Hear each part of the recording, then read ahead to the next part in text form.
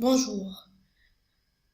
On est arrivé à la dernière partie relative au premier chapitre, la croissance et le développement économique, et à ce stade, nous allons parler de la manière qui est utilisée pour mesurer concrètement l'avancement économique ou la croissance économique. Mesurer la croissance est un exercice qui a toujours été difficile. Au début de ce chapitre, nous avons parlé du produit intérieur brut. Sauf que de nombreux économistes cherchent à introduire des indicateurs complémentaires ou des indicateurs substitutionnels en raison de diverses limites de cet agrégat. Nous allons les explorer tous au niveau de cette présente section. Alors, le PIB mesure ce qui est produit pendant une période donnée par du travail rémunéré. Il se mesure par la somme des valeurs ajoutées. Certains produits ne sont pas vendus au cours de l'année de production, ils sont stockés. D'autres sont vendus au cours de l'année étudiée, mais ont été produits une année antérieure.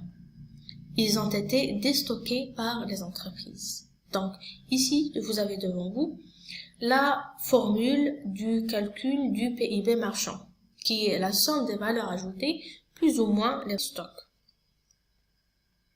Le PIB, en tant qu'outil de la comptabilité nationale, est donc un bon moyen de comprendre le fonctionnement d'une économie et de conduire une politique économique.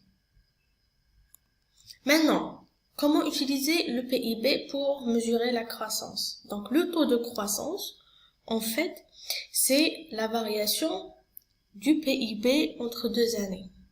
Le taux de croissance, par exemple, d'un pays, s'il est de 1,2% sur une année, disons 2020, cela veut dire que le PIB du pays a enregistré une augmentation de 1,2 entre l'année 2019 et l'année 2020. Donc, il y avait une augmentation du PIB de 1,2 entre 2019 et 2020.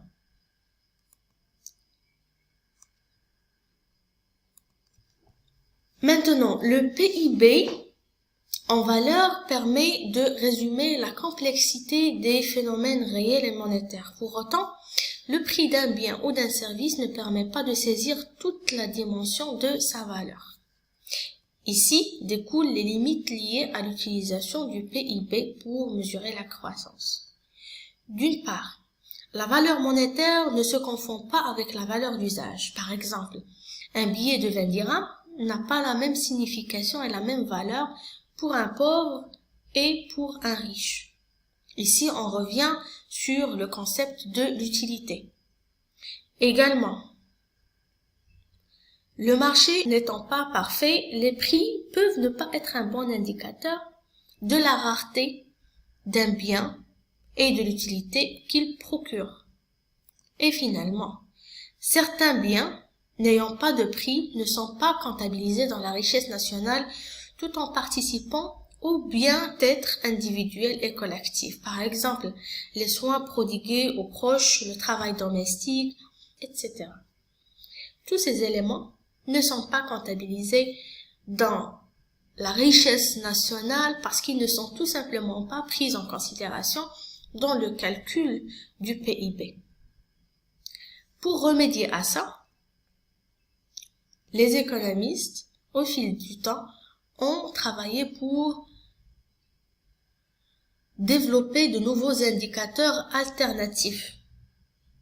Les organisations internationales telles que le Programme des Nations Unies pour le développement, le PNUD, la Banque mondiale, la Commission européenne ou les organisations non gouvernementales ont ouvert la voie à une série d'initiatives.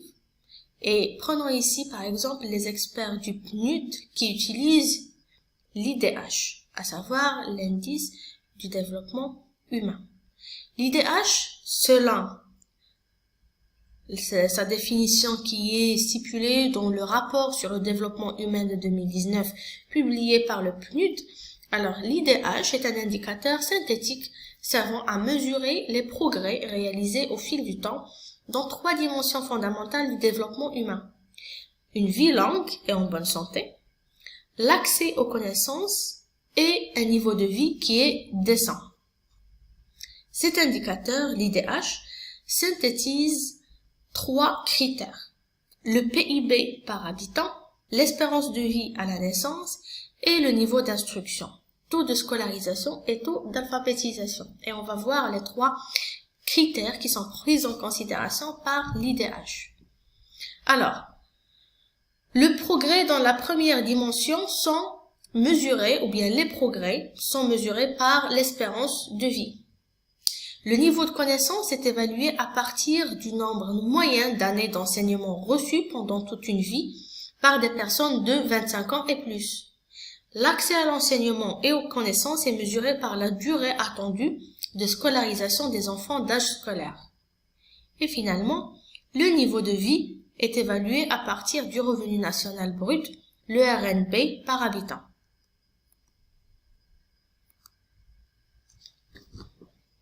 Sur ce tableau que j'ai pris du rapport sur le développement humain de 2019 du PNUD, nous pouvons voir l'évolution de l'IDH du Maroc entre 1990 et 2018. Vous pouvez voir ici que cet indice a progressé de 0,458 à 0,676, soit une hausse de 47,7% entre ces années. Ce tableau illustre aussi le progrès du Maroc pour chacun des différents indicateurs qui sont pris en considération au niveau de l'IDH. Entre 90 et 2018, l'espérance de vie à la naissance au Maroc a augmenté entre ces années de 11,7 années. La durée moyenne de scolarisation a augmenté de 3,3 années. Et puis, la durée attendue de scolarisation a augmenté de 6,6 années. Maintenant, le RNB par habitant a également progressé d'environ 96,3% entre 1990 et 2018. Ce graphique permet de visualiser plus clairement l'évolution de ces indicateurs, les quatre indicateurs liés à l'IDH au Maroc. Il faut noter ici que l'IDH au Maroc en 2018 est supérieur à la moyenne des pays du groupe du développement humain moyen. Alors la moyenne ici c'est 0,634 et il est inférieur à celle des pays des États arabes qui est établie à 0,703.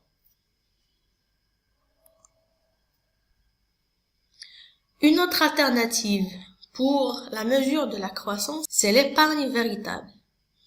La Banque mondiale a mis au point l'épargne nette ajustée, encore appelée épargne véritable, pour exprimer la variation du capital économique, humain et naturel d'un pays à l'issue d'un cycle de production. Alors, cet indicateur est une tentative pour mesurer la durabilité du développement économique. À partir de la mesure de l'épargne nationale brute, on procède à 4 ajustements pour calculer l'épargne véritable. On déduit la consommation de capital fixe, on ajoute les investissements en capital humain, les dépenses d'éducation, on déduit la baisse des stocks des ressources naturelles consommées, les énergies, les minerais, les forêts, et puis on déduit aussi les dommages causés par la pollution, à savoir par exemple l'émission en CO2. Il y a un autre indicateur, c'est le progrès véritable. Le PIB vert, ou l'indice progrès véritable, est un indicateur qui mesure les richesses d'une économie en enlevant les effets négatifs pour le bien-être, par exemple la pollution et les inégalités sociales et économiques, et en ajoutant tout ce qui participe au bien-être, le travail domestique, le travail bénévole, entre autres.